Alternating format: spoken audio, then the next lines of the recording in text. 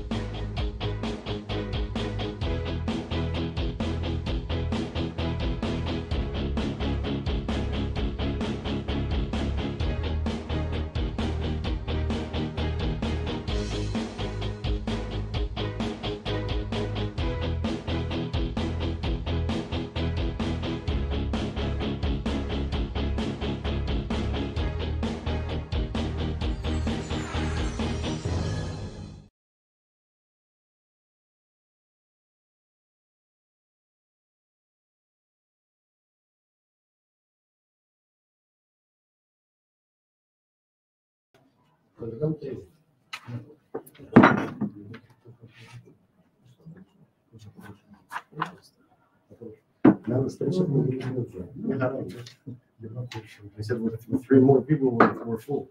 Yeah. Then people. Yeah, it's quite full. Εκείνο το τρίποδο. Είναι δικό μου για να δείχνει στον αέρα το. Συγγνώμη, έχει το κάμερα PowerPoint, πάνω. το PowerPoint που θα δείξετε. Το βάλα εκεί για να δείξει το. Δεν έχουμε PowerPoint. Αυτό που θα δείξει εδώ. Δεν θα δείξει. Θα μιλήσει, τον εαυτό του. Τον εαυτό του. Εδώ θα δείχνετε κάτι.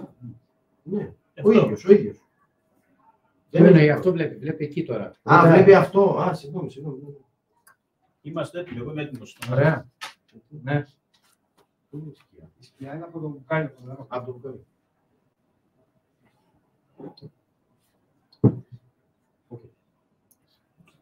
Ωραία. Τι ώρα, Αρχίζει. 10. Μπορούμε να ξεκινήσουμε.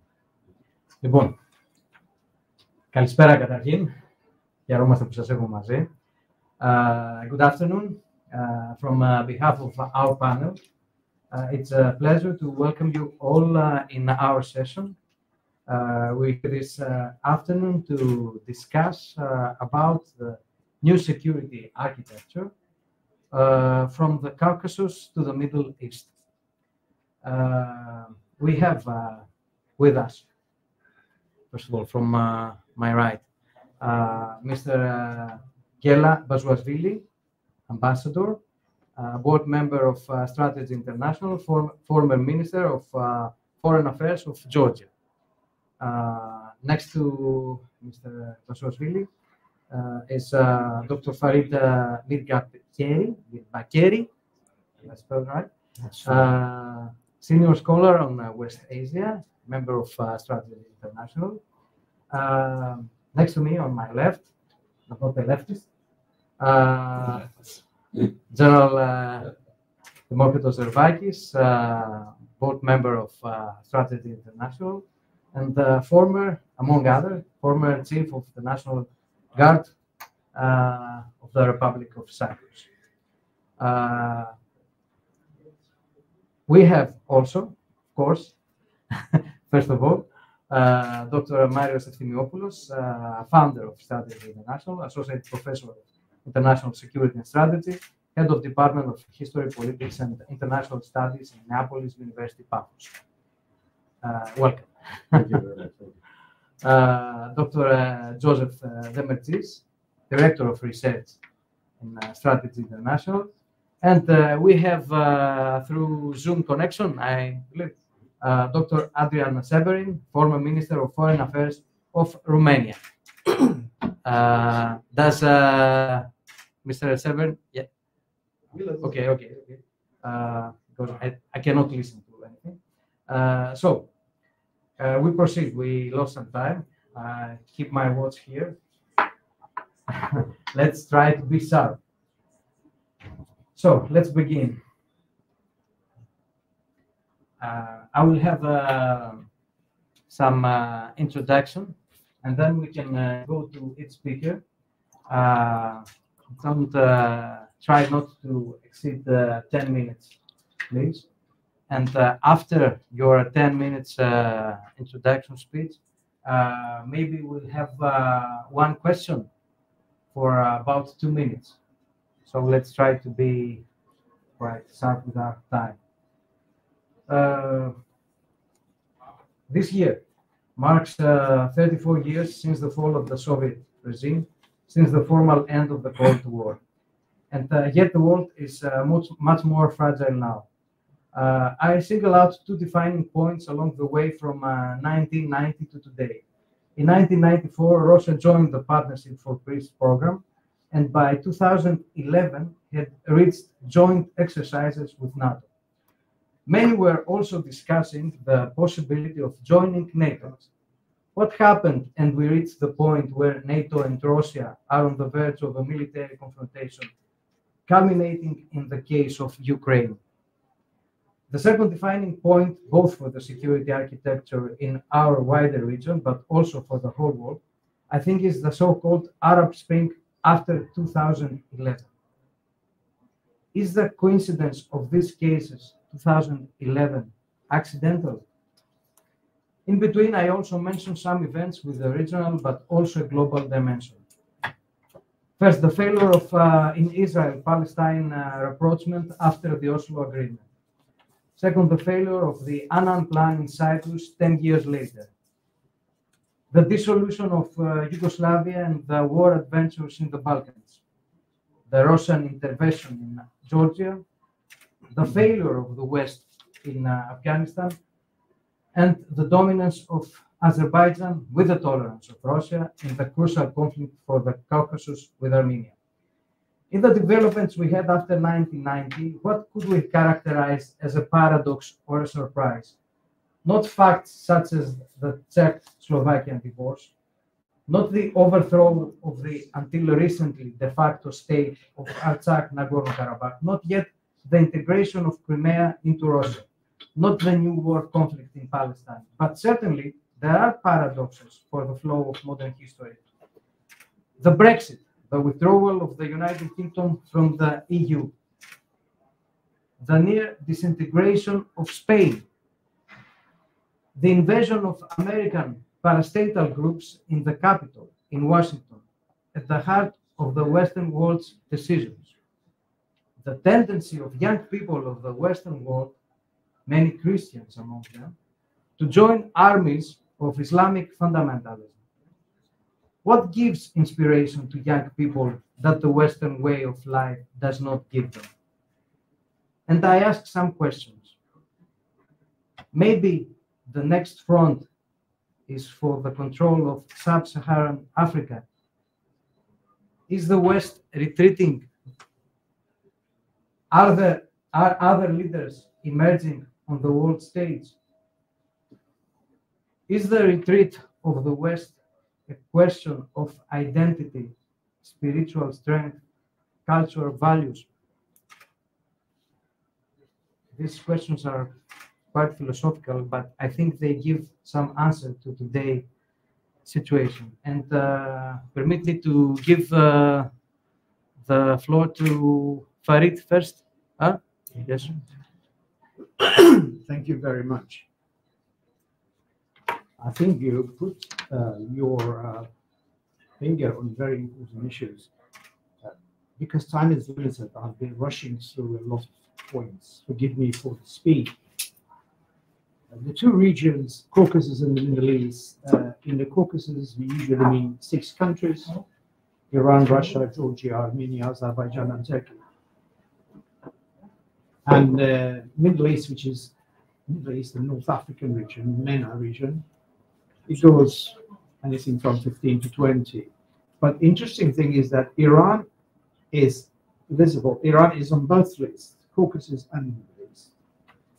Turkey sometimes is mentioned in the Middle East, not always. And Caucasus, of course. Some certain points. Security and peace are not always synonymous. It doesn't mean if you have security, you have peace. In fact, it can be the other way around. Some people may claim, and I'm not agreeing with that there were times that the Israeli government, for instance, felt that peace with the Arabs would go against the security of Israel, because as soon as the Arabs felt secure, they would try to stage and organize an attack against Israel. Keeping them on their toes was far more secure for the Israelis, some may claim. So these two are not necessarily synonymous.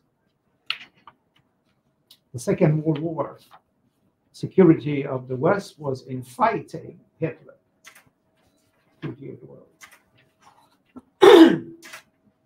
Traditional security means basically defending your territorial integrity by military power. And peace is mainly the silence of the guns. But in modern understanding, security permeates all political, social, economic, cultural levels in the country. And peace is more holistic. It's not just silence of the guns, but the absence of violence in all its forms, structural violence, or even the threat of violence. But very, very broadly defined, security is the achievement of what is perceived to be in the national interest of any given country. But security for whom? And for what? The status quo, if the status quo is the preferred state of affairs, then that status quo, stability and peace of that status quo, is tantamount to the security of the one who likes the status quo. Any attempt to change that status quo would be seen as a threat to security, and sometimes conveniently phrased as international security. In a fluid situation where the speed of change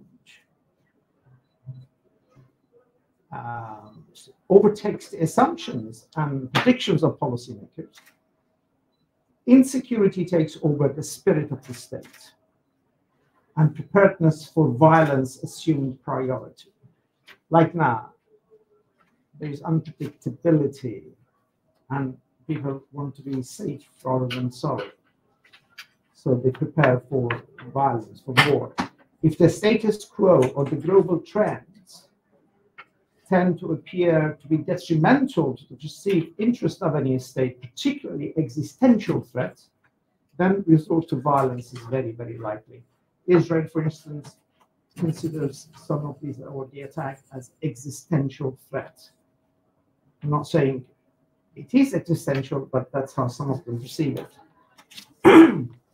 Some basic facts in the Caucasus and the MENA region. Islamists hold power in Iran.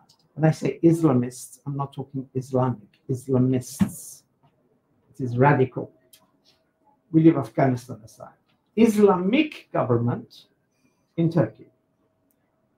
Then we have Islamist groups in Lebanon, like a state within a state, Hezbollah.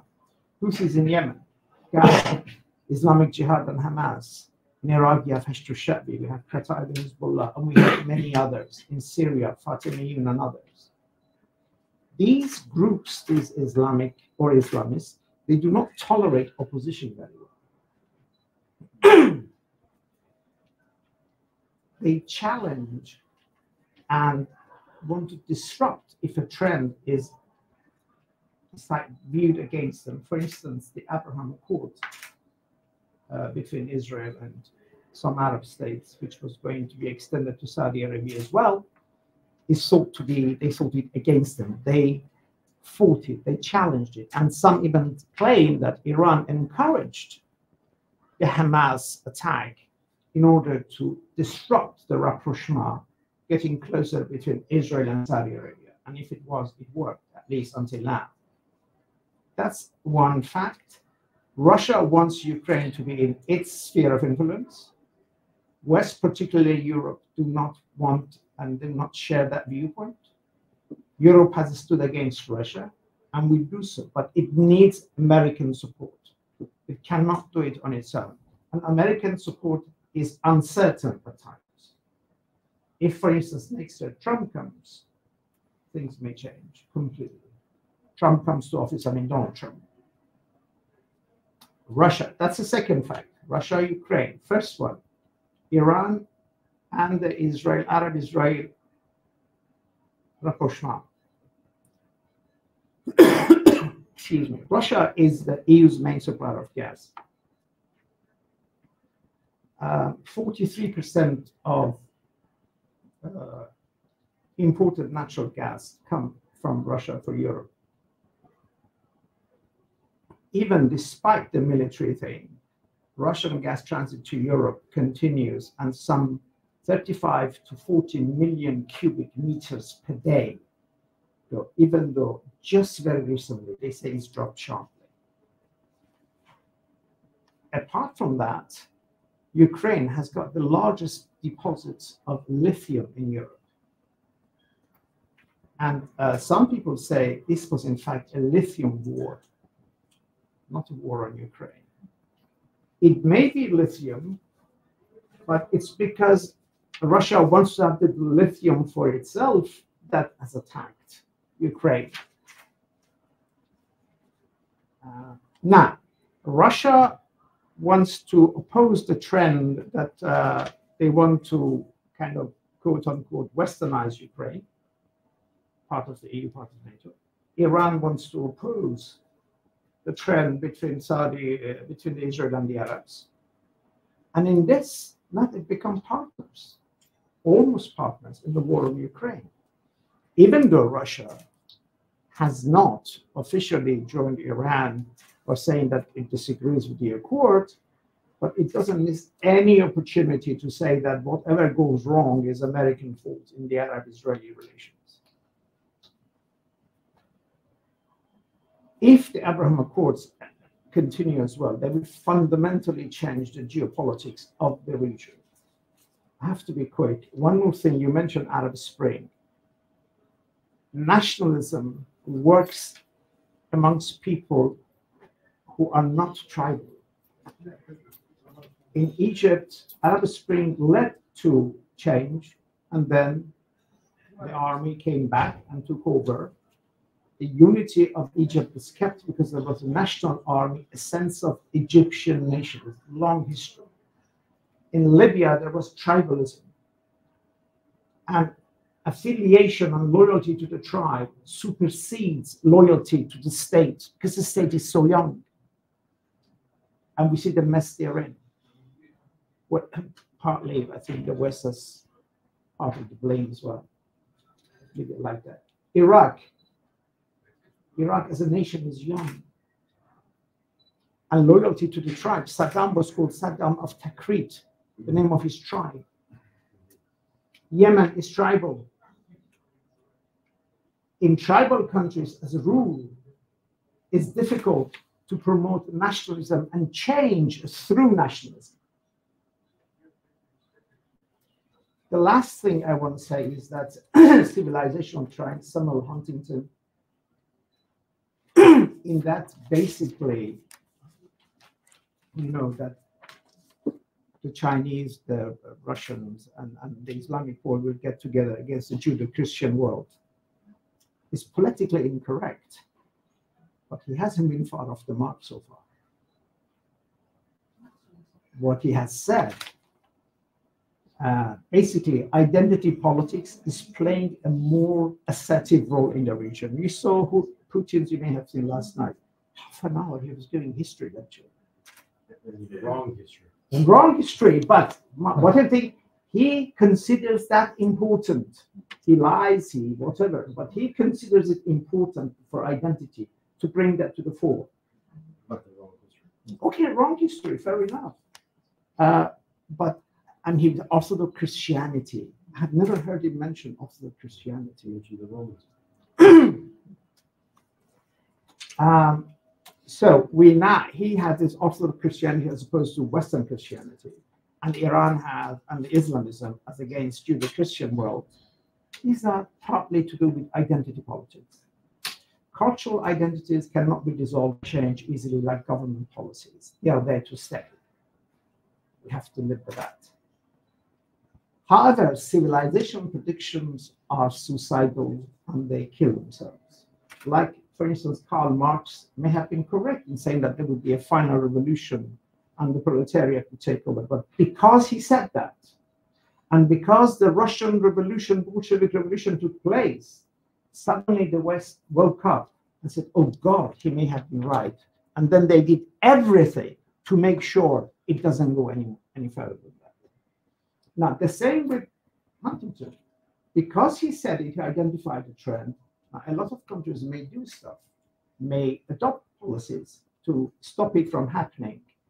And as a point of maybe optimism, in the sense that the civilizational discourse that Huntington identified does have loopholes. For instance, as one, in the Armenia-Azerbaijan dispute, the Muslim Iran supports the Christian Armenia, who is fighting with the Muslim Azerbaijan.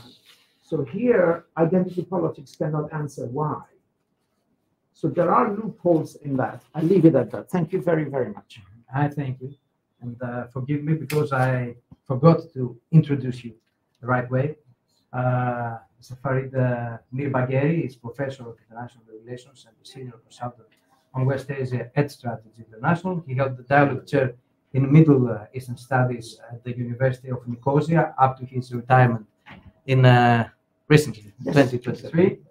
Of course, he was also a member of the original committee of Jubilee 2000, a global movement that has been campaigning for the remission of the backlog of unpayable debt by poorer countries. His latest books include War and Peace in Islam, very interesting, and the Historical Dictionary of Cyprus. Do we have maybe a question? A brief question. Needs brief answer. I have a question, Professor. The disruption of maritime commerce nowadays in the Red Sea hurts most of all Chinese. All those containers cannot go the way they should go, where they should go. What does China do about that? What is intending to do about it? From what I've seen in the media, China has asked and has also been asked by the Americans to intercede. China recently, for the first time, played a huge diplomatic role in brokering the resumption of diplomatic relations between Iran and Saudi Arabia, which was like a small political coup d'etat. Now, Americans asked them if they can to stop them from to stop Houthis by using their influence on Iran, and they have done that. The thing is, Houthis are kind of being careful not to target those, but this doesn't matter because once you attack, insurance goes up. Ship owners do not want to go through, and then when the price goes up, Chinese economy is hurt. So they are trying, but we'll see how far this goes.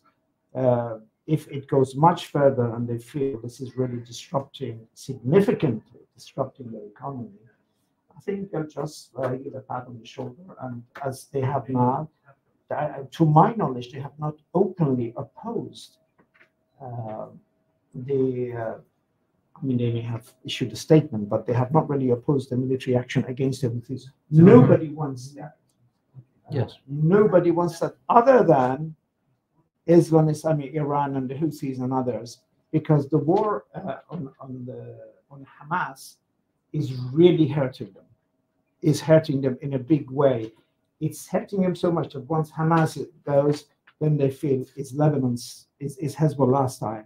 And if Hezbollah goes, then Iran really feels it may be its turn. So for them, it is very important to stop Israel as soon as they can. Thank you.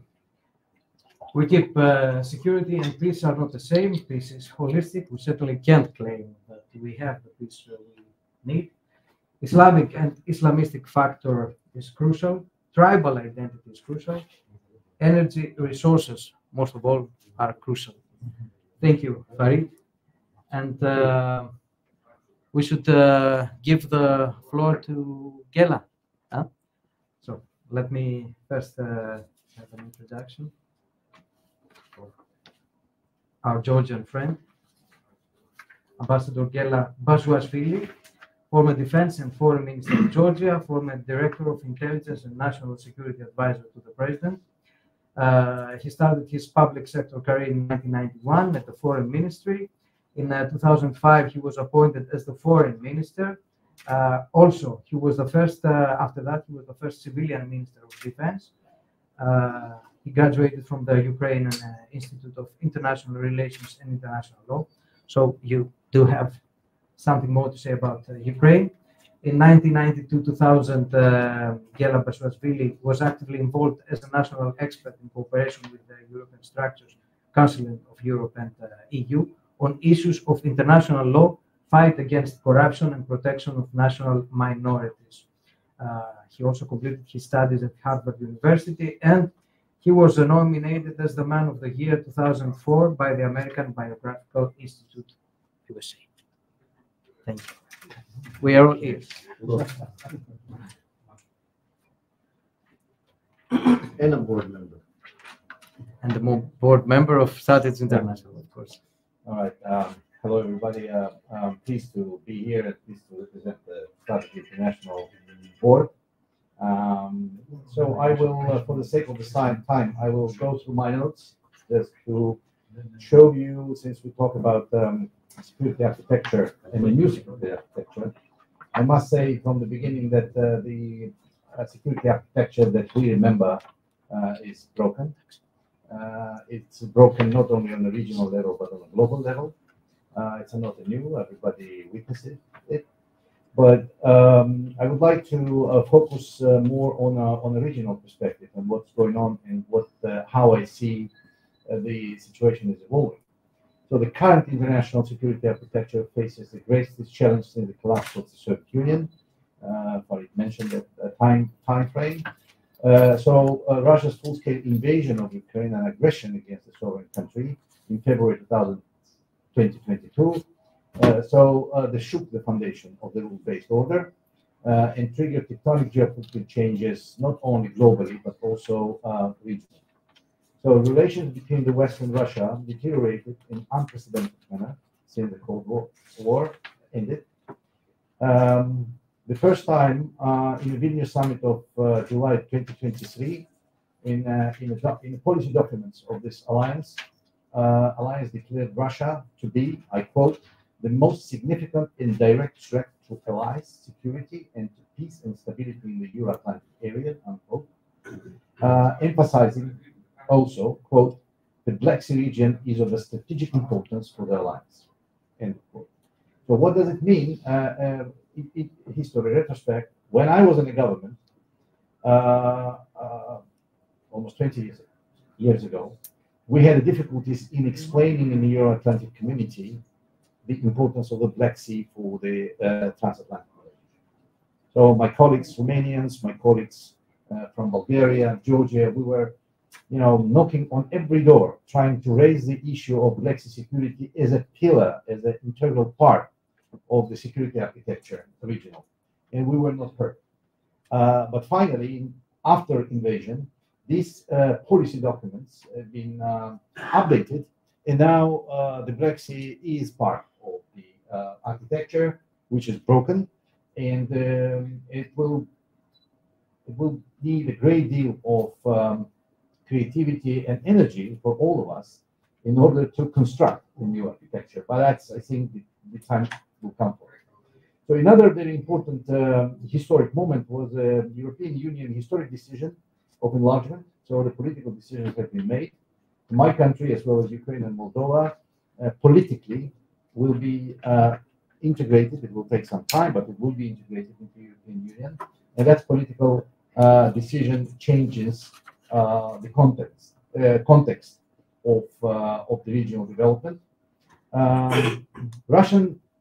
Another interesting dimension is that the Russian dependence on China, but it also mentioned it, dependence on China has increased exponentially, actually, because with implications for global security, the China is being seen by many experts. I've heard it, and I tend to agree with that hypothesis that the China is the most winning part out of this global chaos, using every momentum to solidify their own global role. So the war in Ukraine has demonstrated, and I think this is not new for Georgia. Georgia was a victim of the Russian aggression in 2008.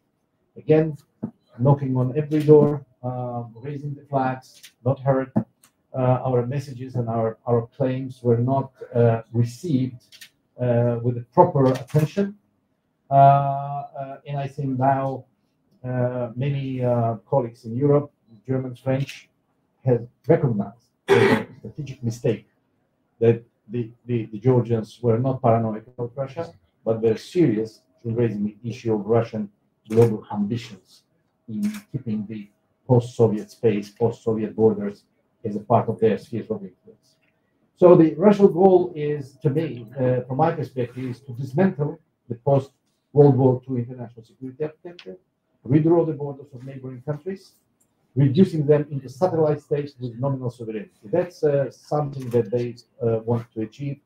And all the tools are being employed by Russia. Yesterday interview was a fantastic example of it. We need to read it again, but lie after lie, wrong history being employed, a wrong argument for the sake of covering the aggression against the sovereign country. And by the way, we're talking about permanent member of the Security Council being aggressor in aggressor's role, and that's something that is really showing how weak today institutions are, how weak the United Nations is, how weak the Organization of European Security is, and all other elements of the current global security architecture.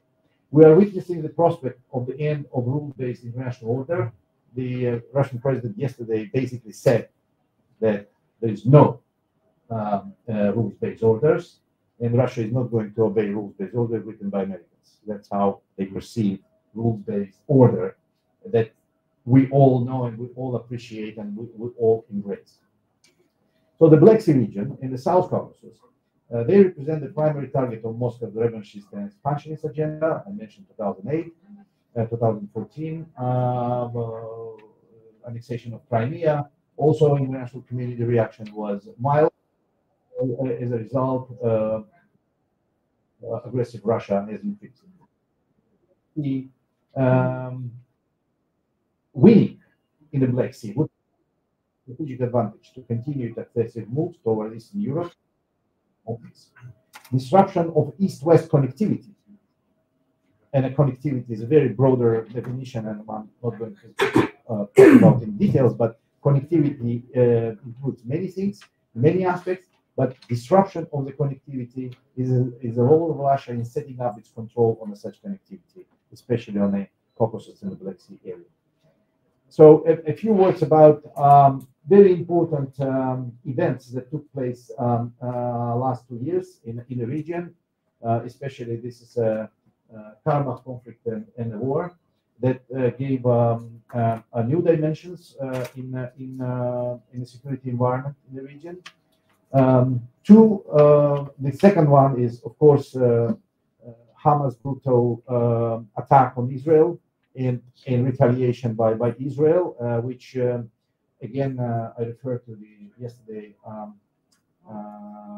interview with the Russian president, who, when being asked what is the most important geopolitical event that is taking place today, he didn't mention Ukraine. He didn't mention aggression of Russia against Ukraine, but he mentioned Middle East, and he mentioned Israel. By the way, he put Israel in a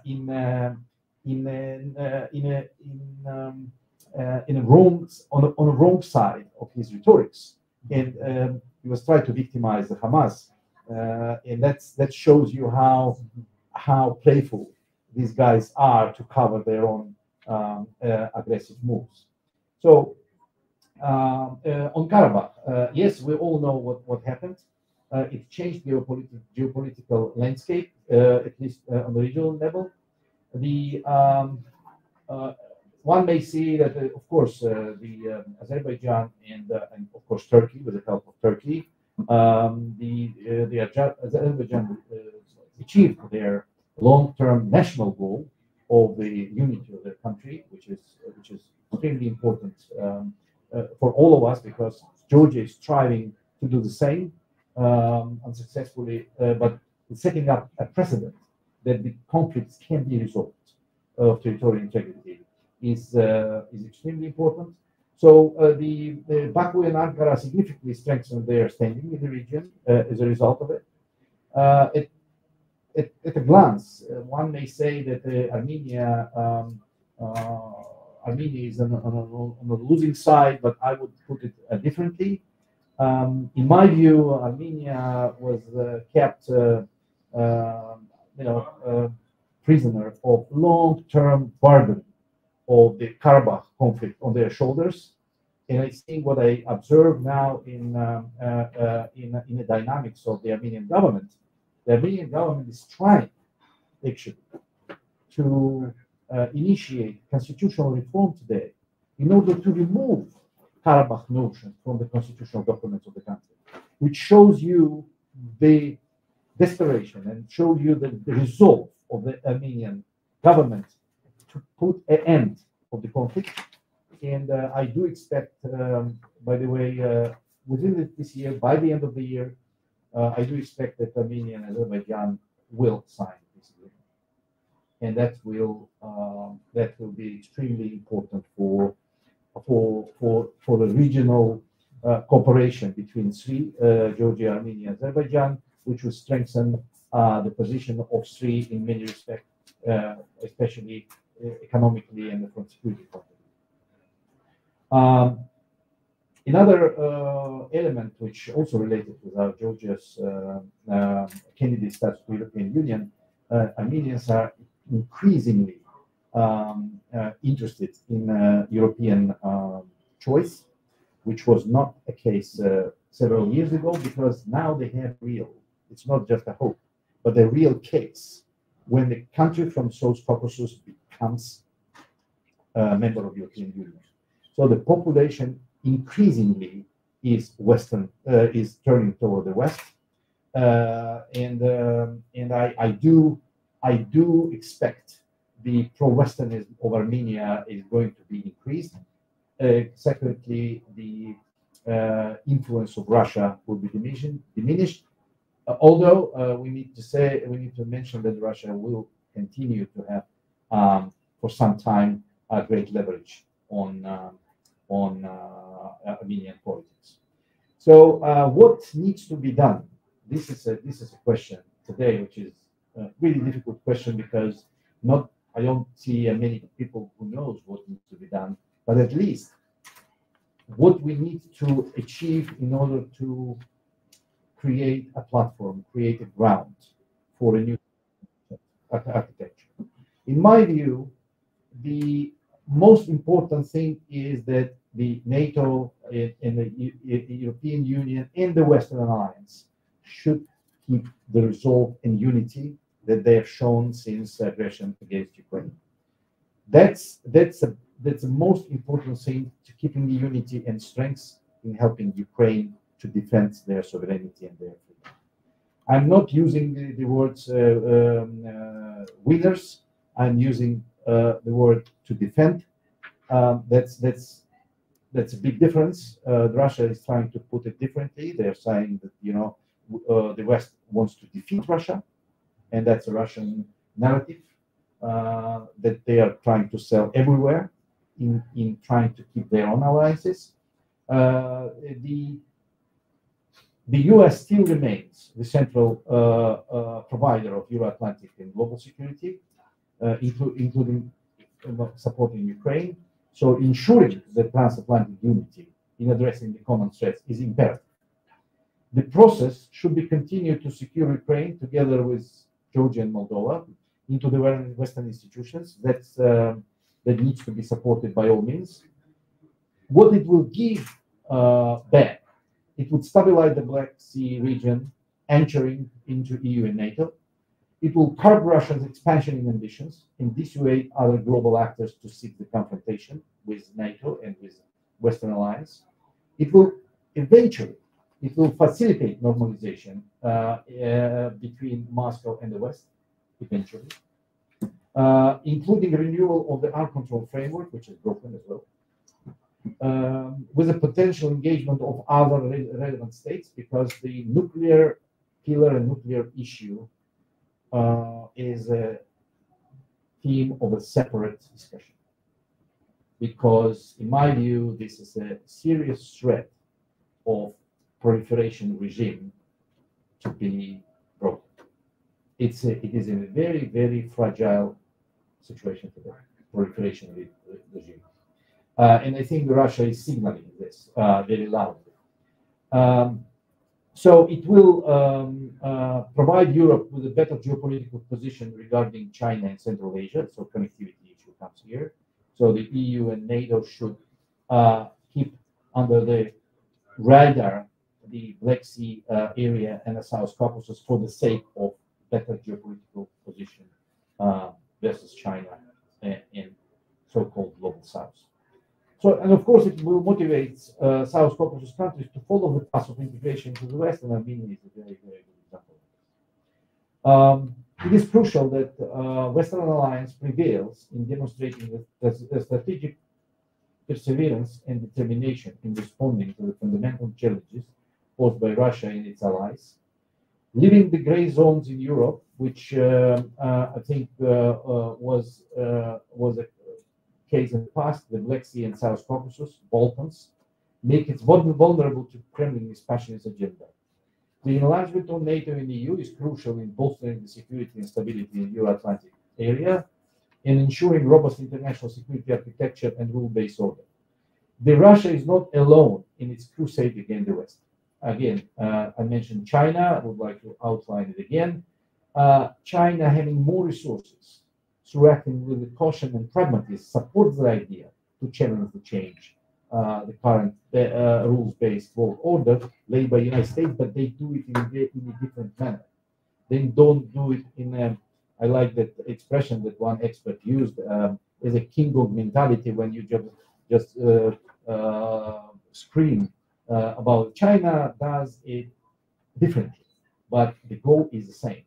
So we are witnessing now China, Russia, and North Korea, Iran, and some other allies of this axis. They are building an anti-Western alliance. So actually, what we are dealing with not a battlefield for resources, not a battlefield for territory. I think it's ideological battlefield between democratic governments and authoritarian regime, and that's on a bigger scale. It's all about. It might be resources in Ukraine. It might be something else, but in a bigger scale, it's ideological. That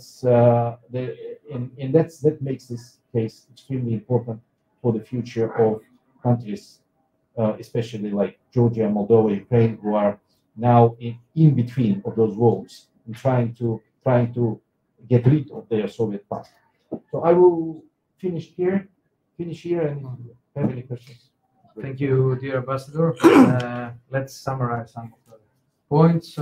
I would emphasize the following. From the current situation, perhaps the only winner, again, is China. Peace agreement between Azerbaijan and Armenia is nearby. You said the foremost winner, not the Yes, only winner. yes, Yeah. yes. There are some winners, there is a balance, but the most. Of great importance, what the ambassador said about between Azerbaijan and Armenia, that is very close to us. Again, China plays a crucial role in supplying Russia with the critical components used in military technology, and NATO and EU enlargement is essential in building the viable security architecture. The EU decision on opening accession negotiations with the Ukraine and Moldova, while granting the candidate status to Georgia, are extremely important developments. And the approach of Vladimir Putin to Hamas goes together with the Turkey, Iran, and Russia alliance. Dear Ambassador, Say it again. I said that the approach of Putin that you mentioned Yeah. to Hamas goes together with the Turkey, Iran, and Russia alliance. You know, Because the way they they are stand not in towards alliance, Hamas, but they sound like Yes. same. So the goals probably are different national goals, but they sound like the same. Thank you. So, thank you, and let's proceed to dear Strategos Moktos Servakis. For that, let me have an introduction first. If I find my pieces of paper here. I'm an old-fashioned with paper. So,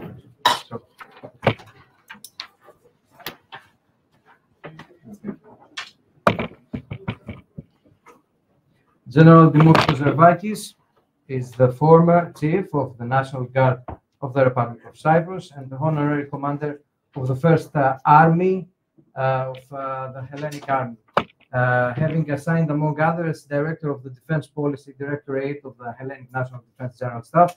His international service record includes staff officer in UNICOM and in the Hellenic military representation to the EUMC. Educated in Greece, United States, and the UK, he holds an MA in Strategic Studies. He has been awarded medals by the Hellenic Cypriot and French Republics and by the UN. The floor is yours. Thank you. Good morning, everyone. My side as well to everybody. Thank you, Nick, for your kind introduction. I think today we live in very volatile times, and in this part of the world, I think that the theme of this conference could not be more pertinent. And I would like to thank INEP as well and Admiral Fenekos for setting it up, and all participants, as well as Marius for setting this strategy national panel. As a practitioner of strategy, first of all, I have to say I'll come up from where Farid stopped, actually. I'll present three arguments. My first argument is that even though everybody knows that bad times in world politics always return, we tend to forget it. As easy as it is, it's difficult to cope. Was United States, NATO, the EU, the West in general ready for what happened in the year? At this start this year, they did have to wait for Russia to invade Ukraine and Hamas terrorist attack in order to change the politics in the area. So this is one important question. When and sheriffs following what will always be wanted.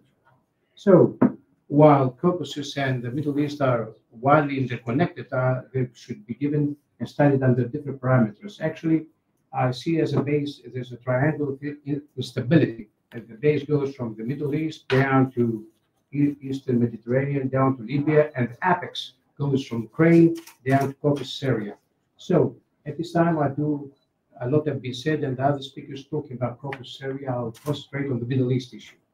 My second argument is that East Med and the Middle East actually has renewed geopolitical relevance and increases security interest.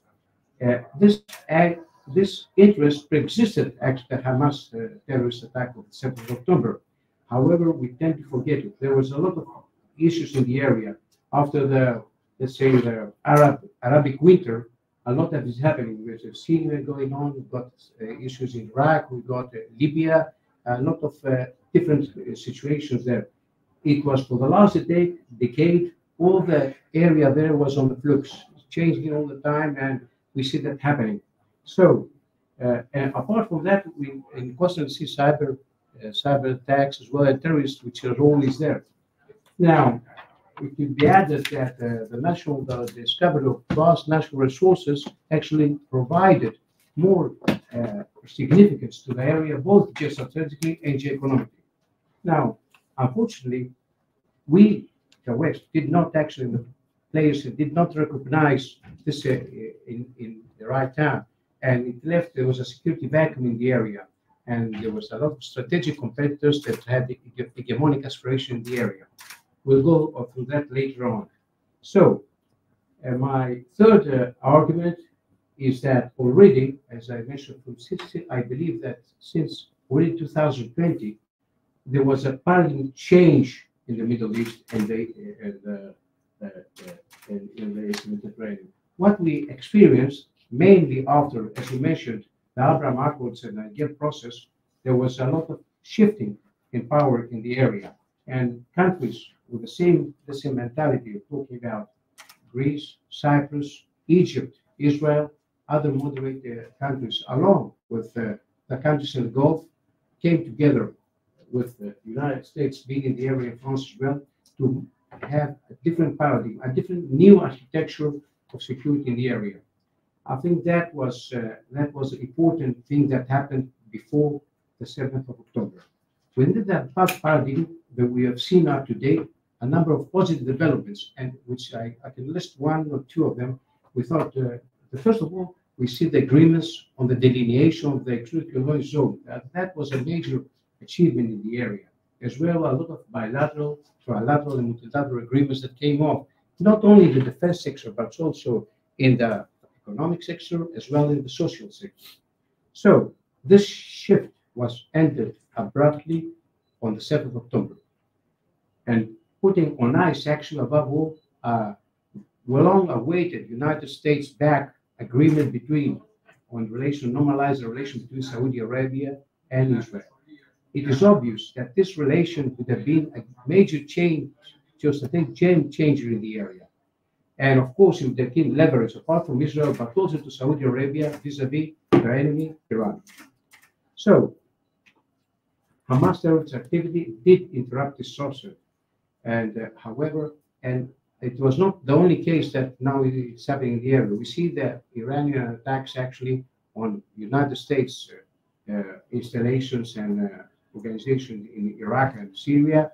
And I was personally not surprised to see the Houthis in Yemen coming in support of what's happening there. And one issue that we should look as well is the hesitation of Hezbollah to take more actions in the area. So at this point, I would like to address some other specific issues. First of all, they have seen the lack, exactly this vacuum that was a power vacuum, created a lot of competitors in the area. And of course, Russia is there, significant to Syria. We see Iran that was mentioned before.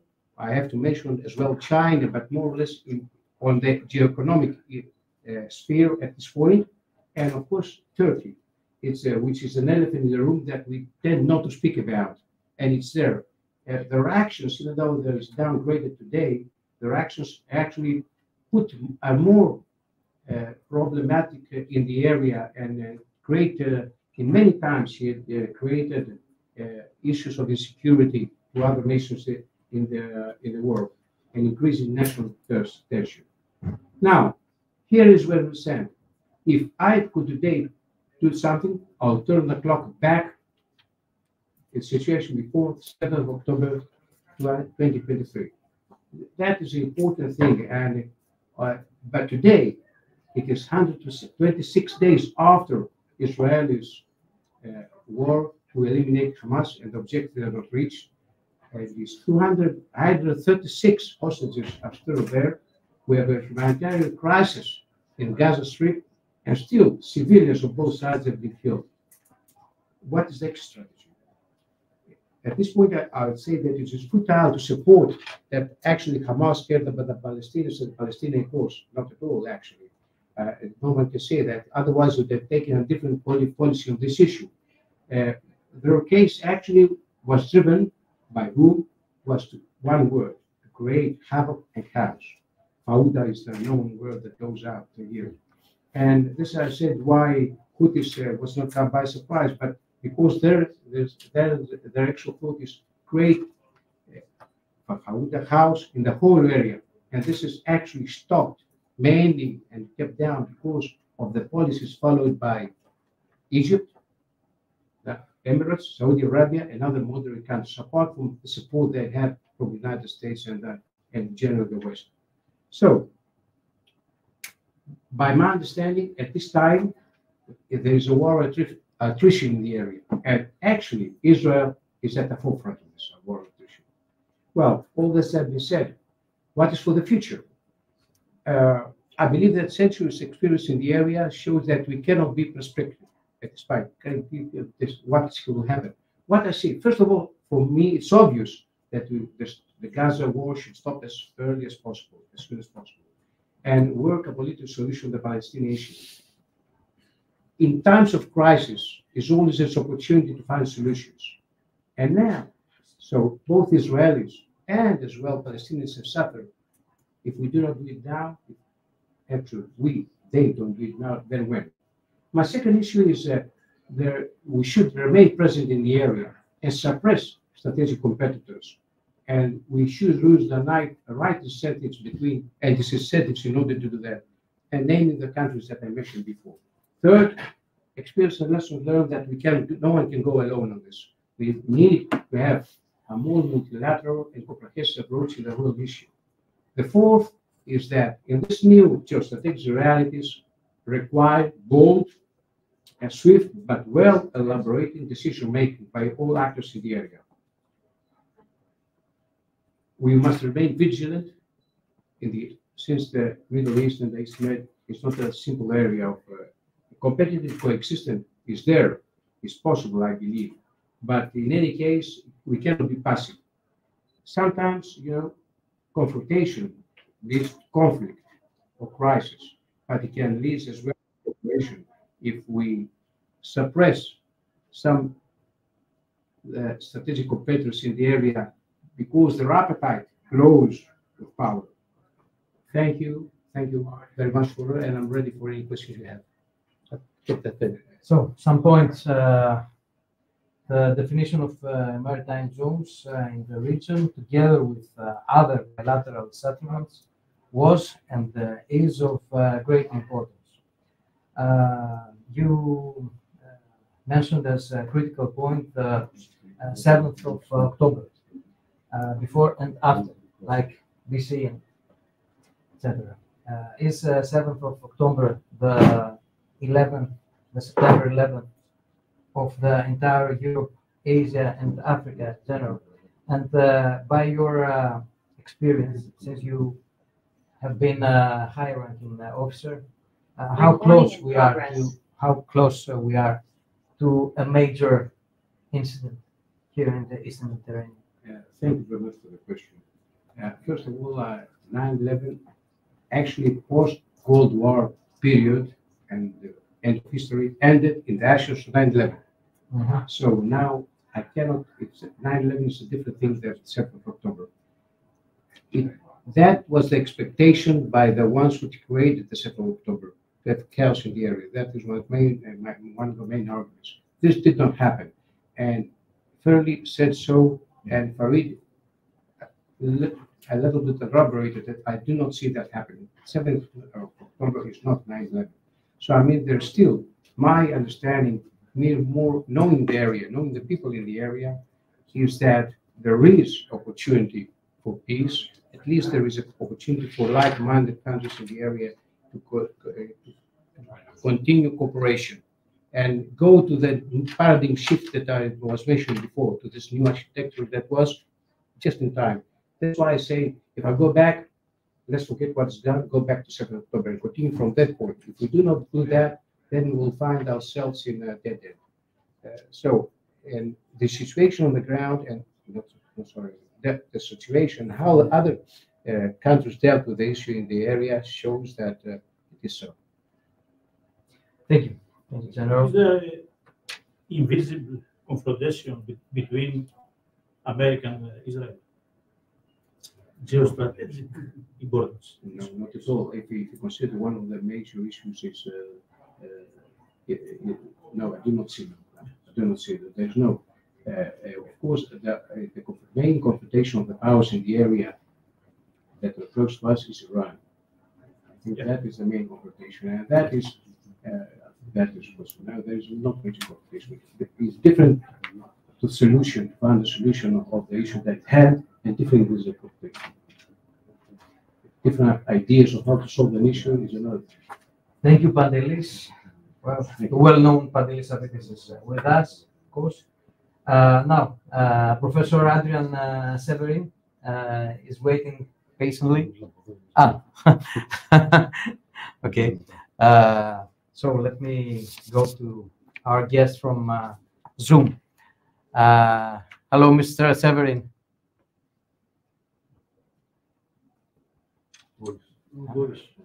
We don't have voice. You can speak. Yes, now you have my voice. Okay. Thank you. Adrian Severin. Adrian Severin. Professor Adrian Severin. Let me first make an introduction. Adrian Severin is a professor of international law in Bucharest, Romania. He was Vice Prime Minister and the Minister of Foreign Affairs of Romania, President of the Parliamentary Assembly of the OSCE, and member of the European Parliament, where he had special responsibilities in the fields of foreign policy, security, and defense. He acted as well as representative of the European Parliament for Ukraine and standing reporter for Russia. He was in the Council of Europe for the situation in South Caucasus and special reporter in the UNCHR for Belarus. He is columnist and author, among others, being the co-editor of the volume Path to Reconciliation, the Economic, Social, and Political Consequences of the Protracted Conflicts in the Black Sea. We can hear you now. Thank you. Thank you very much. I hope that you can see me, but more important, you can hear me and understand. Both. We see you and listen to you. Thank you for invitation. Thank you for the opportunity to intervene in this very interesting gathering and of this very special important topic. In preparation of my presentation, I have written a paper which I have already passed to the organizers, and I hope that they could circulate it or show it to all those who are interested.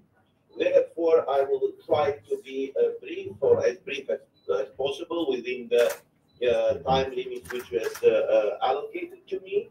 And to address the issue in a, let's say, shorter manner. I will skip some points, some aspects, because the area we have in mind is very broad. And but in my paper, I have addressed almost all segments of the geography of the area on which we are contemplating a new architecture of security. Speaking about a new architecture implies the existence of an old architecture, which is not any longer available. This remark imposes two questions. How did the old architecture look? And second one, why did the old architecture vanish or collapse? The answers to these questions would allow us, I believe, to imagine how the new architecture should look like. We have to look towards the past in order to think and to have ideas about the future. Now, speaking about the old architecture, one, I believe, could realize that on one hand, it emerged at the same time with a unipolar global order, which followed the termination of the Cold War. And therefore, if this unipolar order is in crisis, the architecture in the region which concerns us should be also in crisis. It's more or less natural. The two are integrated. On the other hand, we have to notice that this old architecture had two characteristics. On one characteristic is that it was a geopolitical, it was characterized, it was its geopolitical variability. In other words, a pluralist vision on the architecture itself. And another characteristic was what I would say, what I would call the great degree of flexibility or adaptability. Thus, one could identify a number of ideas, guiding ideas of the old security architecture, which were common to all major actors involved, namely United States and NATO, if you want to put them in the same basket, European Union and Russia, together with ideas which were not at all common to these actors, with ideas which were specific to each of these actors. And sometimes these ideas, and this is the most important element, were conflicting. They were not convergent ideas, but they were divergent ideas.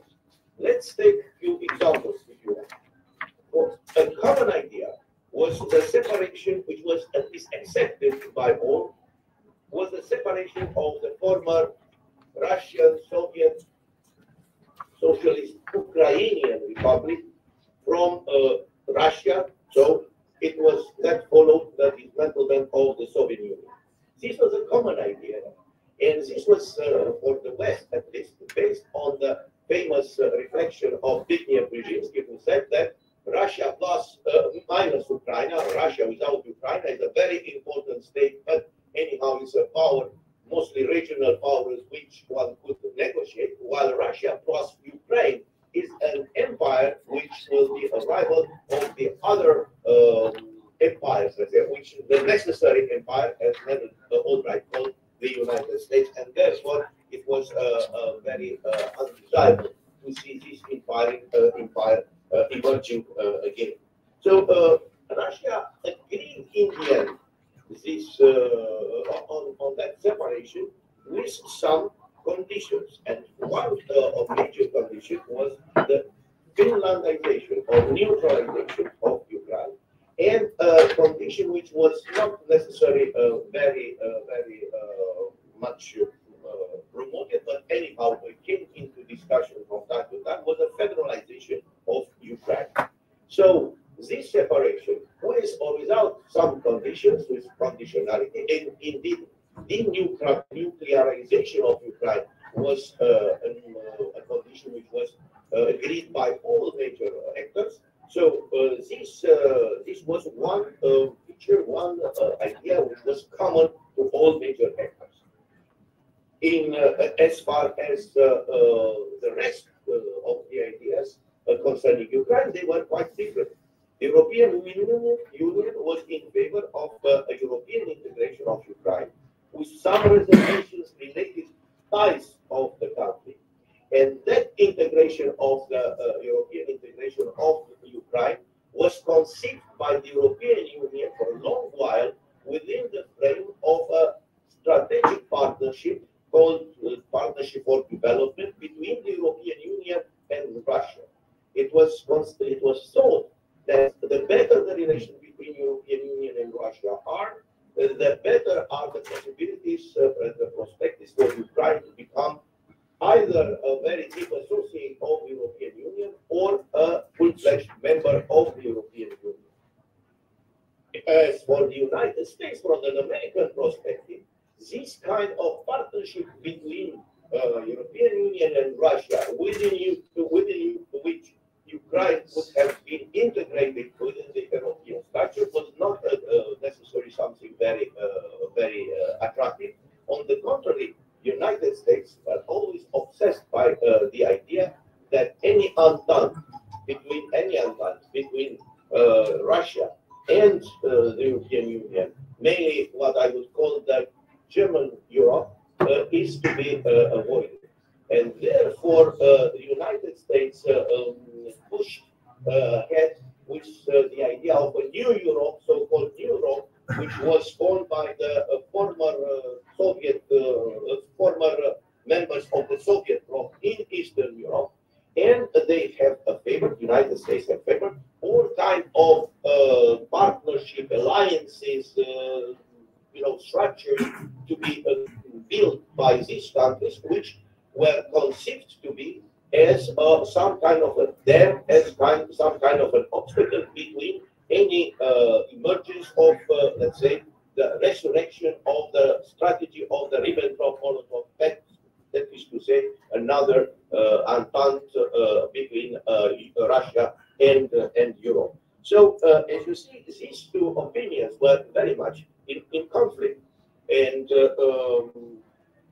within this conflict, it was a difference between a European vision, which felt that Ukraine should be some kind of a bridge between Europe and Russia, and the American approach, which felt that Ukraine should be not a bridge, but an advanced post at the front between the West, the collective West, if you want to call it, or Euro-Atlantic West, and Euro-Asia. Another example one could take is the one of concerning the enlargement of NATO. This example shows the flexibility and the variability of this architecture. one started from the policy of no inch eastwards the border of reunified Germany, and then it was moved towards the integration of the former Warsaw Pact countries plus the Baltic states, but without touching the former Soviet republics, and that was the red line which was clearly put forward by President Putin, like it or not, but he put it very clearly. And then it was the policy of the NATO summit in 2008 in Bucharest, which opened the door, the policy of open doors for NATO to Ukraine and Georgia. So these are obviously characteristic of this developing concept of architecture, of security architecture, which eventually led us to war, because once the red lines were crossed, the war was there, and we had to expect it. Once we did it, we undertook the risk of having these troubles. But we cannot claim that we were not aware of what is going to happen. We are not happy with what happened, but this doesn't mean that what happened was unprevisible and unavoidable, unexpectable and unavoidable. I would very quickly call for some or mention some other parts of this old architecture. And I would call the Balladur Doctrine, which was extremely important, borders and the rights of recognition of borders and rights of minorities, the Treaty on the Conventional Forces in Europe, which was under the OSCE's auspices, the Montreux Treaty, which was not touched, and it was, and still it is, the foundation of the security in the Black Sea, but indeed many countries, especially United States, put it into question because United States wanted to increase the presence of the American fleet in the Black Sea.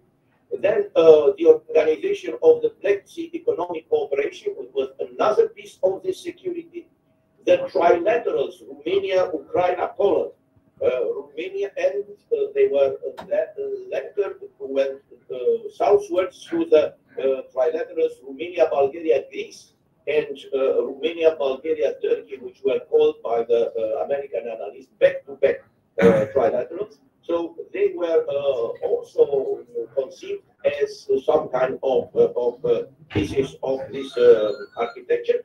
And more recently, this idea, these trilaterals were the product of the thinking of the local countries, Greece, Bulgaria, Romania, wherever, Poland.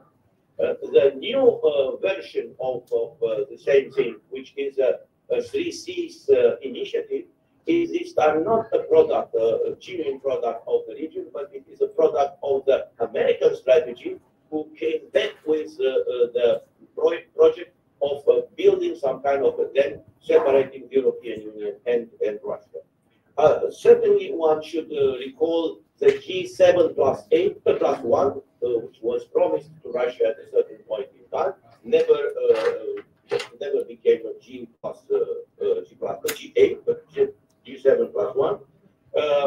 The enlargement of the Council of Europe was also conceived, which included all former Soviet republics, was also conceived as a way to promote the so-called democratic security.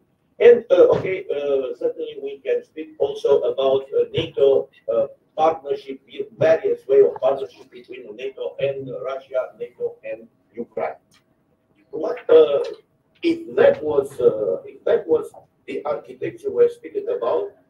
We should notice now that the security architecture along this demarcation line between the collective West and the collective East has now collapsed. And in place, it appeared a fault, not only geopolitical and geoeconomic, but a civilizational one. This on the area of the old architecture now is a front line which passes there, on which there is a risk of a defeat, not only for the political, not only for the political powers that carry the Western civilization, but even for the civilization itself. And this is something which we have to be careful about. A new regional architecture, I would also add, can only be built in the context of resetting the entire global order. Another conclusion, I would say it was not the security architecture in Eastern and Southern Europe built under the condition of the unipolarism installed at the end of the Cold War did not collapse because Russia's opposition made. Russia dissatisfied with the post-Soviet status is that for it, but because of the differences in the strategic opinions between America and Europe that collided. It was not the war between Russia and United States that determined the collapse of the security architecture, the border between the West and the East, but the internal struggles of the collective West, respectively between the USA and the European Union. Russia has only dealt the last blow to an already systematically fractured architecture. I would also say that the disorder on the alignment that concerns us now today is not the expression of a local regional conflict, but forms the content of a global war, which not between, as some say, democracies and tyrannies. No, I believe that the war is between the Western oligarchies and the Eastern emerging aristocracies, to take the definition of Plato and Aristotle, between the unipolar globalists and the multipolar sovereignists, between the rearguard of a decadent American-centric unipolar order and the vanguard of the emerging multipolar Euro-Asian order. So I think that this is indeed the fight.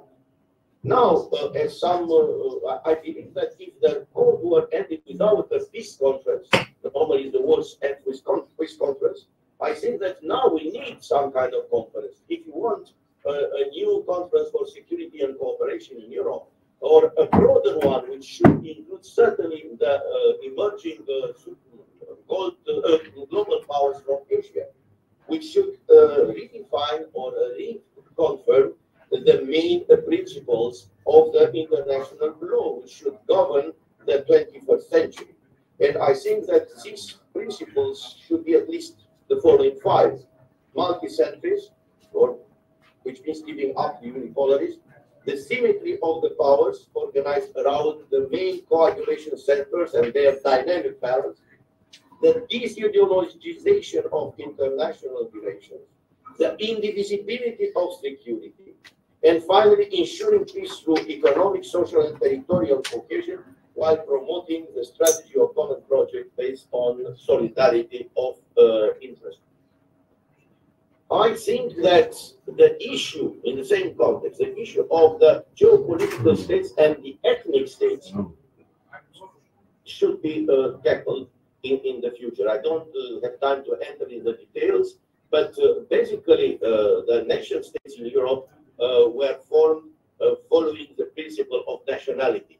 Not all states are in that, in our area, in our regions, are having this kind of identity. We should see what are we going to do with geopolitical states, and so states formed not on the basis of national, of the principle of nationality, but on the basis of geopolitical rationale. And the ethnic states. I think that we have to tackle the problem of the economic war, namely the economic sanctions. These procedures of the economic sanctions, the idea of economic sanctions should be regarded and should be regulated, because otherwise these economic sanctions are not, the economic sanctions system is not only unlawful, but it is damaging not only for the people and countries which are in conflict, but also for the third countries. Something like a local conflict as the one in Ukraine, which might have looked as a local conflict, became a global economic problem. I think that we have to look, and the international law has to look on the problem of alliances.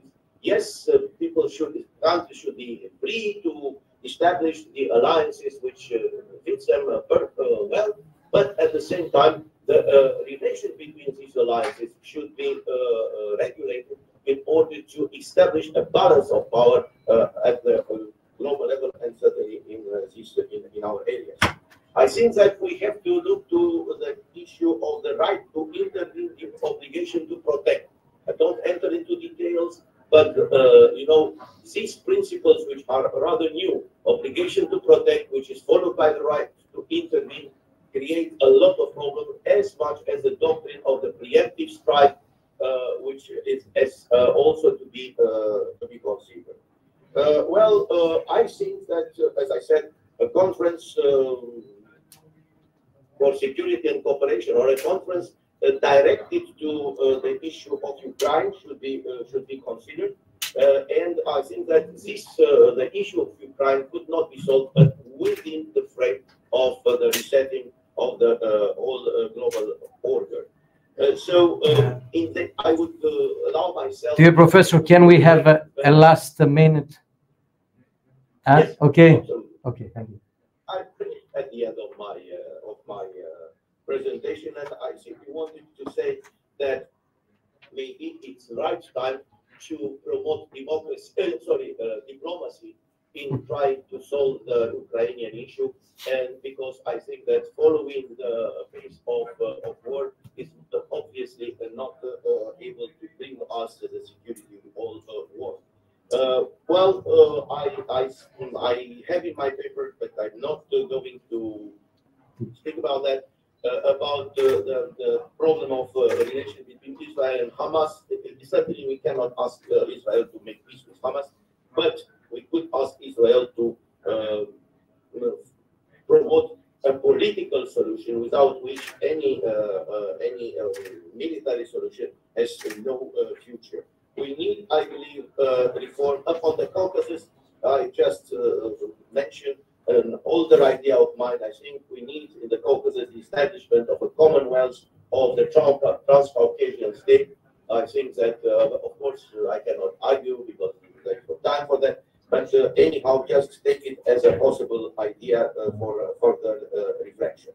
And certainly, I think that also we need some consideration for the problem of the Western Balkans. We cannot decouple the Western Balkans from the rest of the region, and there we still have to solve the problem of the relation as I would say, the Kosovo problem, which is not yet solved at all at this point in time, and would give place to some other tensions. So thank you so much for your attention.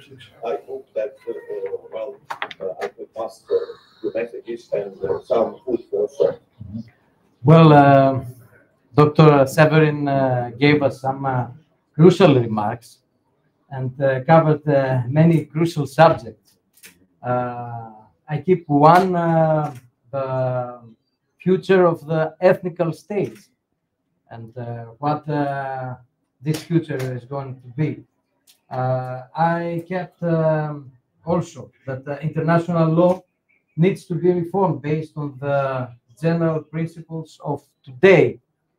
I don't know how risky this is. Other than that, you spoke about the establishment of a commonwealth of the Transcaucasian states. Very interesting point. And you also spoke about some very, very crucial, the probable international conference of the reconsideration and the updating of the Montreux Convention. I don't know if some of our guests. Yes, thank you. Can I make a question? Yes, of course, of course. I would like to ask. Please, can you come closer here? So that the microphone. And give your name. My name is Papakyriakidis, ex-auditor in the Bank of Greece. I would like to ask if all the European Union citizens deserve such a situation. What I mean, that the last 2 years we paid triple prices for gas and oil, and of course groceries, vegetables, everything is very, very expensive.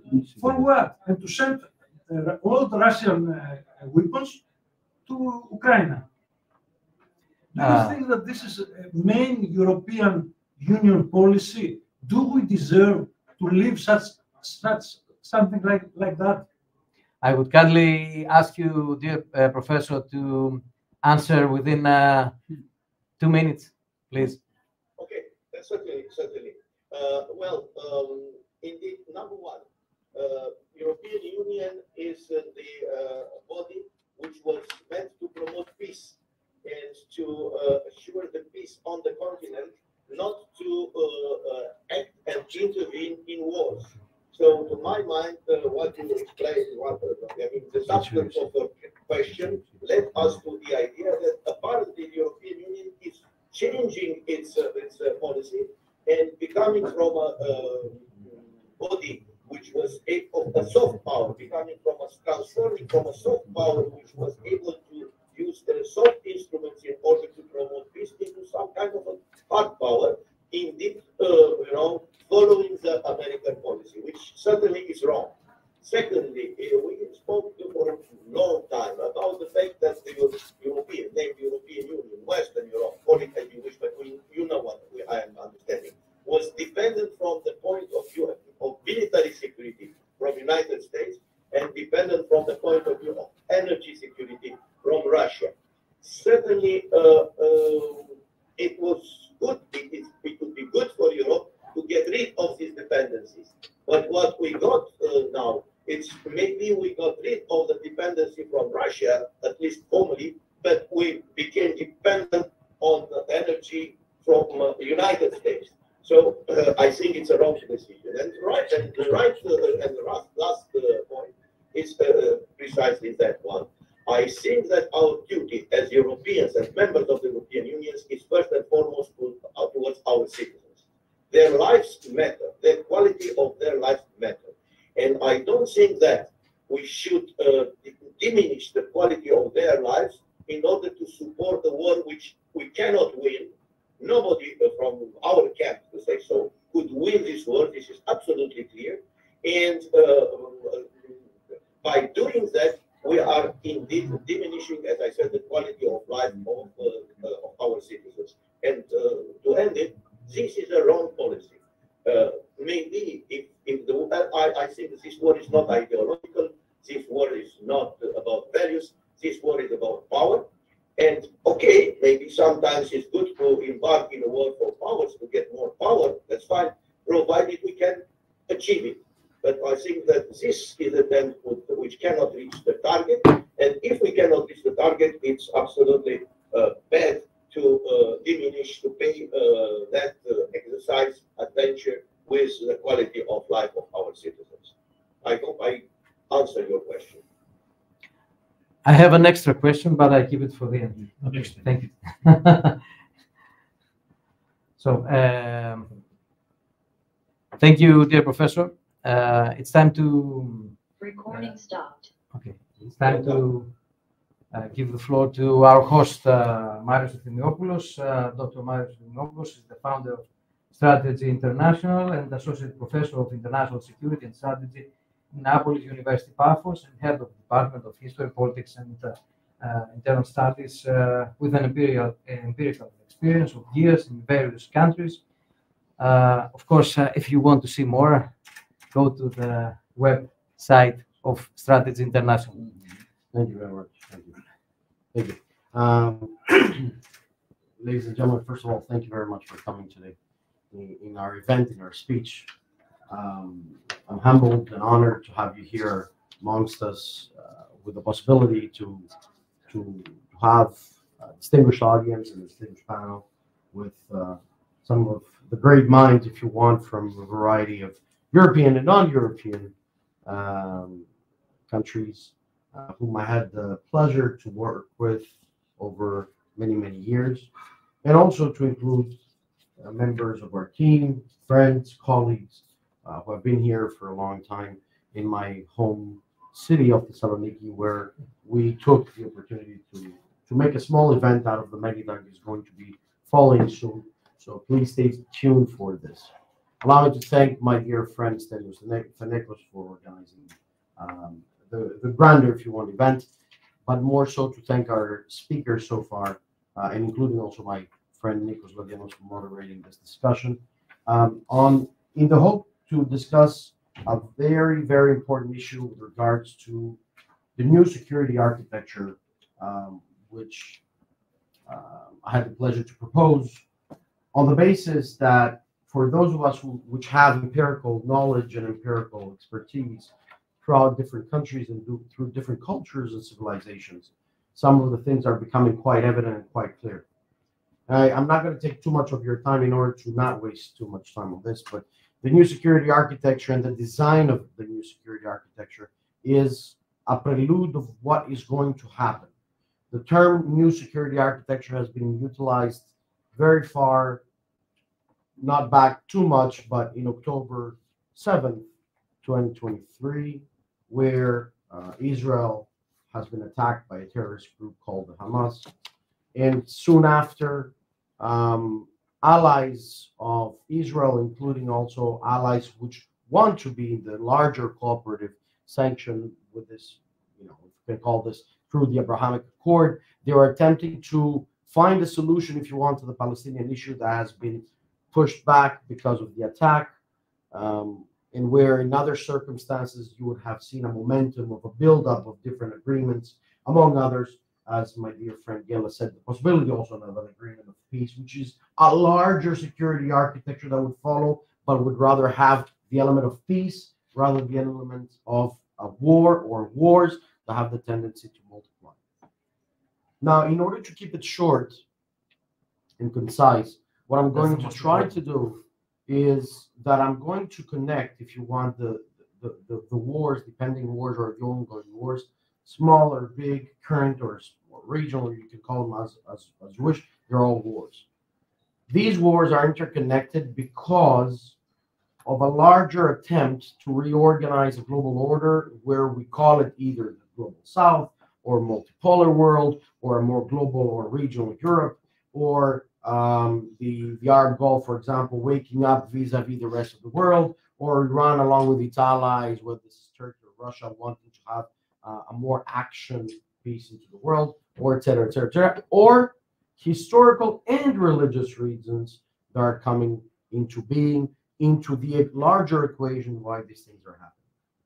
To give it short, the map of alliances will certainly change.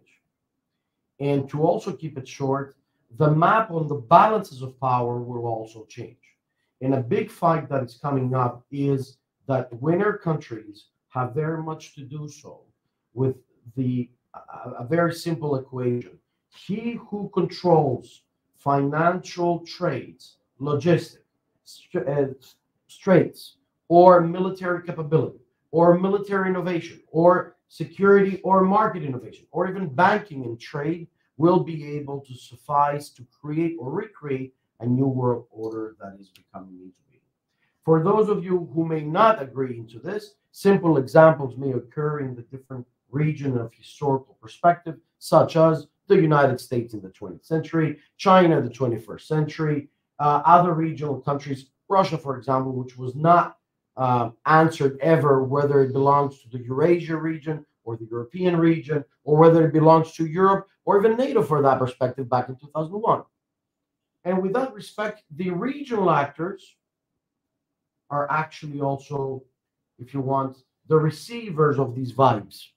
Small or big countries, medium size or big size, are the ones that have to decide on their national security, considering what is their next door neighbor, big or small. And for some reason, wherever there's a small one, there's a bigger one. So depending on what the regional neighbor does, then we get to associate our national security and therefore our economy to be viable or non-viable or existential, or change the perspective of things as they are, considering technology or larger trade or new opportunities that may arise. What you're now seeing in the world, and I think some of our predecessor speakers told us, we are to see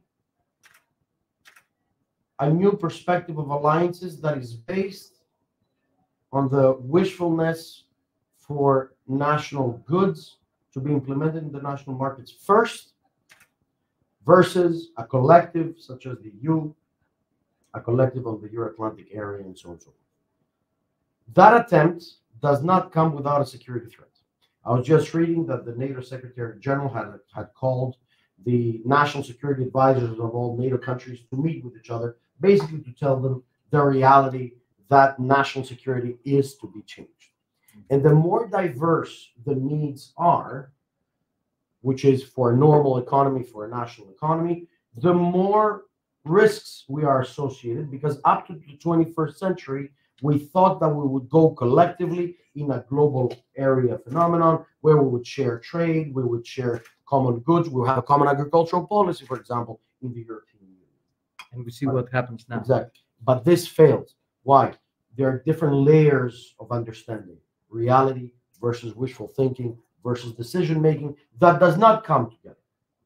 In the prelude of this event, we were talking with Nicholas to actually put into the equation the fact that we need to get out of our traditional be correct in the political arena in order to be elected or even keep a political position into it.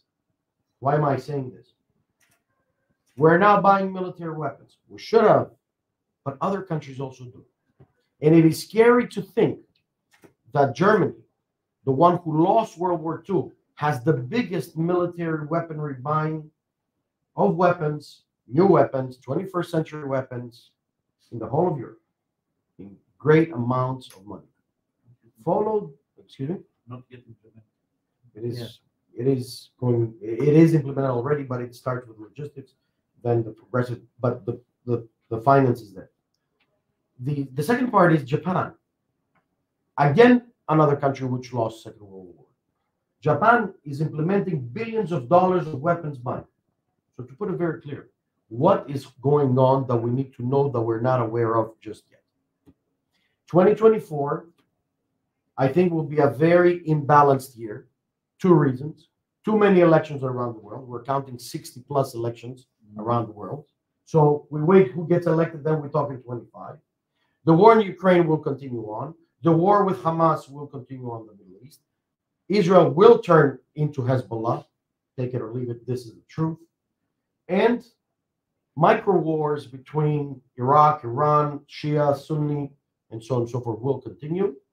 But also South Asia region, in Indonesia and the Philippines, versus, for example, Vietnam, 16% of development every year.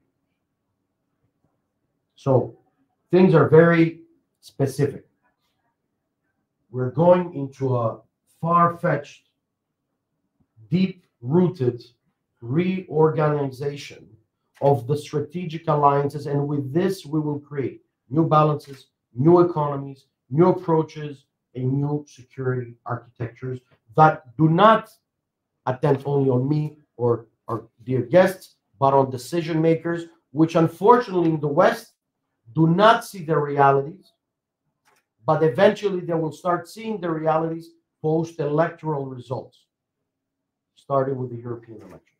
So we got to be moderate, we got to be flexible, but we also have to see the realities. Thank you very much. New alliances. New alliances. No lines. I said it, yes. It's coming.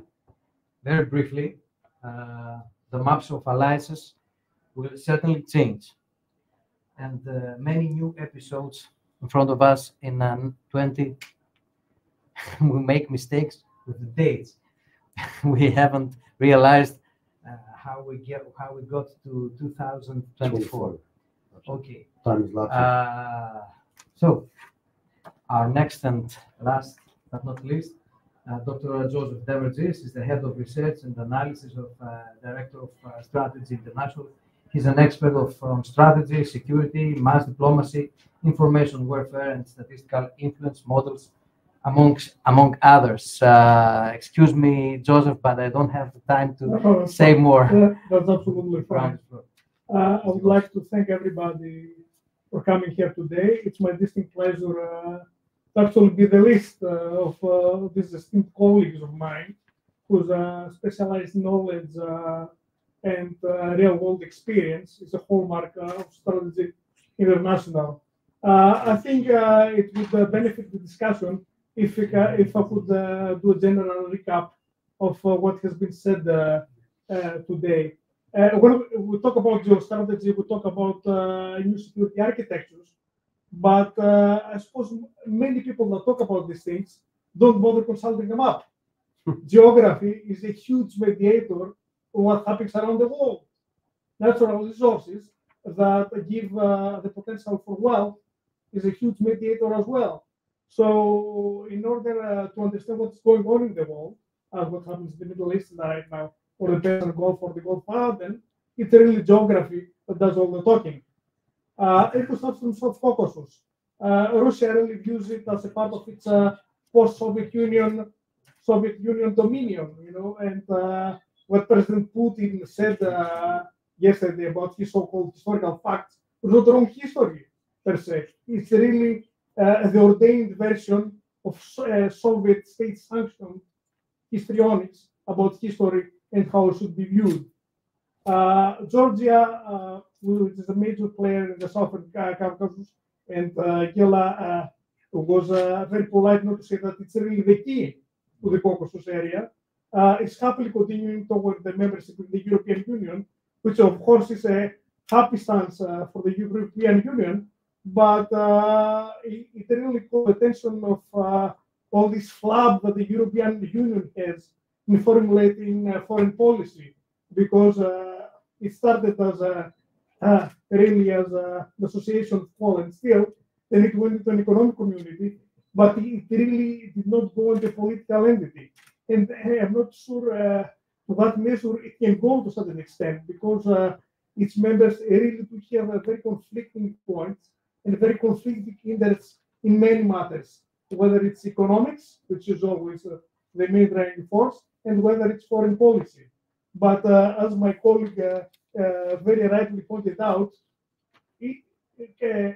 new alliances will come not as a result of actually trying to decronate our citizens as to what they think, but because the real situation will stare us in the face and we'll be facing the actual consequences of it. Ukraine actually faced the real consequences of a new reality. Azerbaijan, for example, in the Southern Caucasus region, aided by Turkey, seems really more eager to throw its weight around nowadays. Armenia, after having lost the enclave of Nagorno-Karabakh, is really trying to find new viable partners.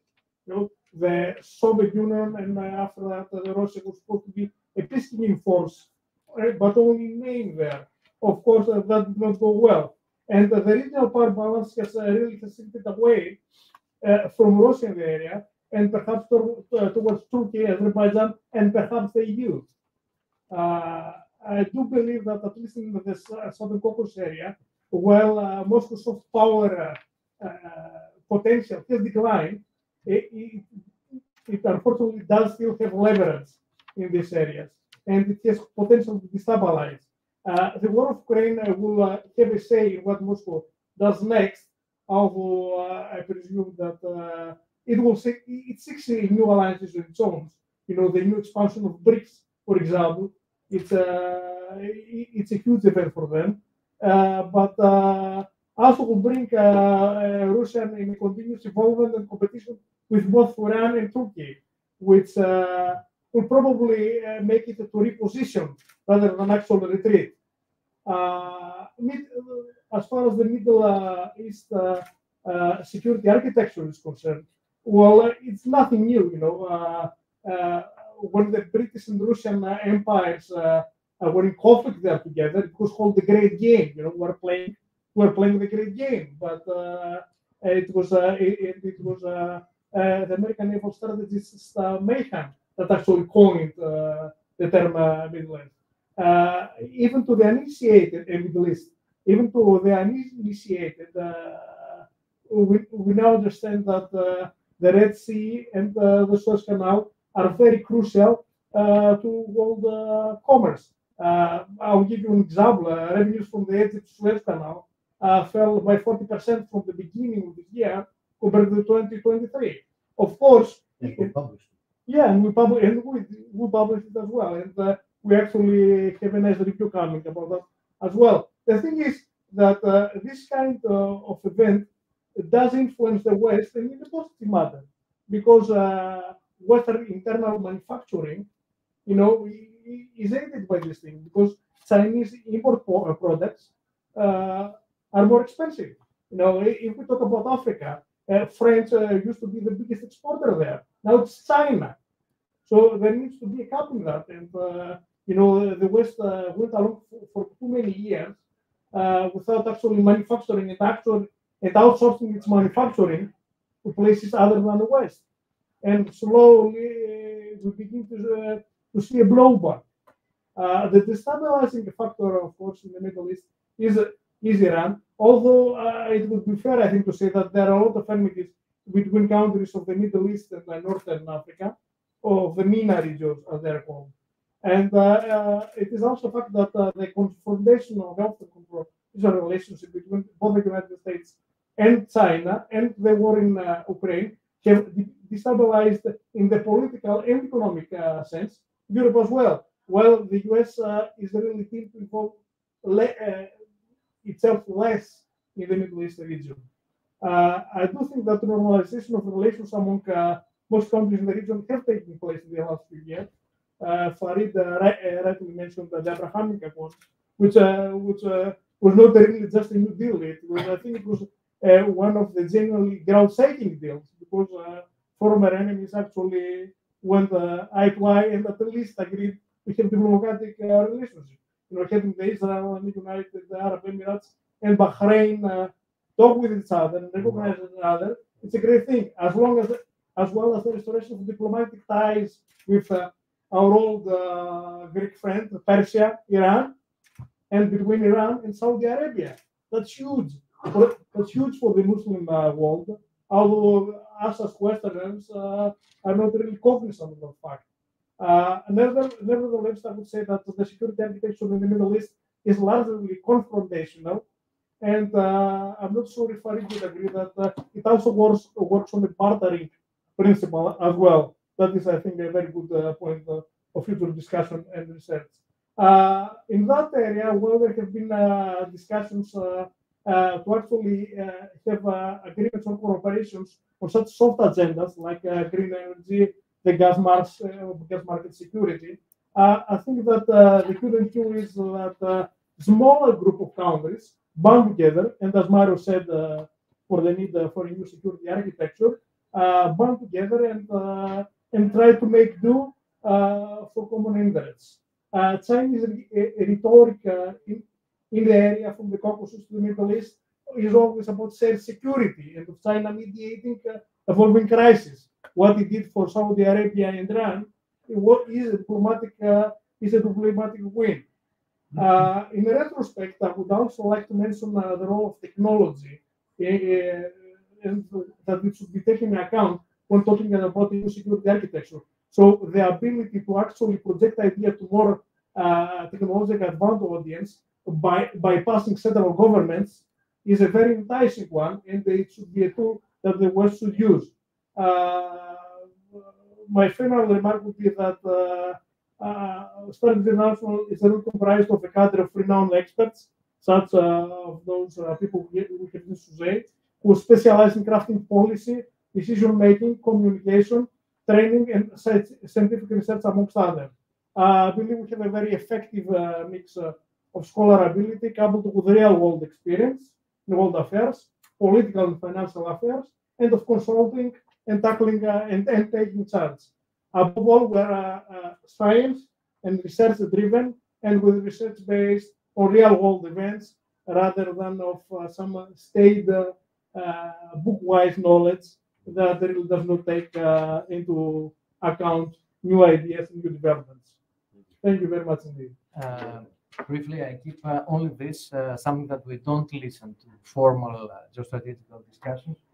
The role of technology should be taken into account when talking about the new security architecture. What Joseph said. Thank you, Joseph. We have less than 5 minutes. Please, if one of our guests has a final remark of our speakers, please do. Amon, thank you. Thank you all for coming. Well, I'd like to thank everyone for coming today. I'd like to especially thank our distinguished I thank you. speakers. I thank you. And one last thing. Εν είδα ότι ουδέν είδα. I know one thing that I know nothing. Socrates. Thank you. Thank you very much. Thank you. Thank you all. Thank you. Ευχαριστούμε πολύ. Ευχαριστούμε.